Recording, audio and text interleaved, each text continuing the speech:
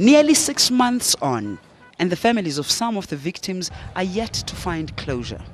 It's been a long and agonizing wait for some of those whose loved ones perished in that tragedy in Lagos last year.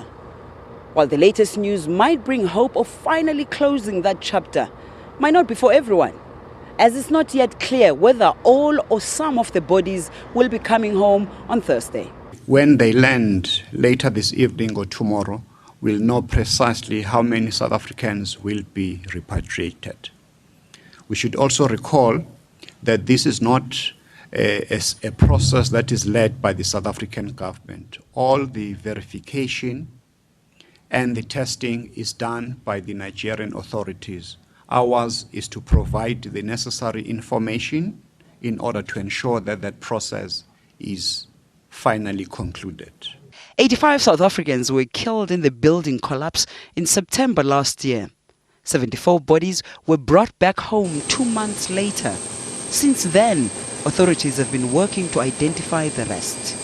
The injured have all been discharged from hospitals and have been reunited with their families.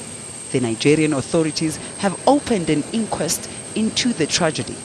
Our Consular General, who's based in Lagos, has a watching brief so that we can be able to be put abreast of the developments of that inquest taking place there. The plane is likely to touch down at Waterkloof Air Force Base early Thursday morning. Yuri Sanjamila, SABC News, Pretoria.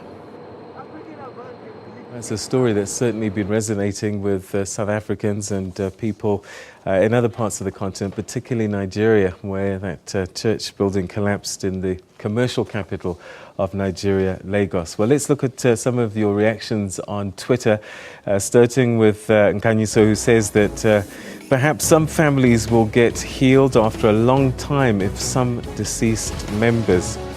Chinemo says the families really need closure, and I just hope that they'll be able to repatriate all the remains. It's vital in our culture. Mlungisi says better late than never. Those families need closure. Chinemo says again, I just hope that this time the Nigerian government will deliver. We've been patient with them. It's high time they return the favour. Well, thank you very much for sharing your thoughts with us. At SABC News Online is our Twitter handle.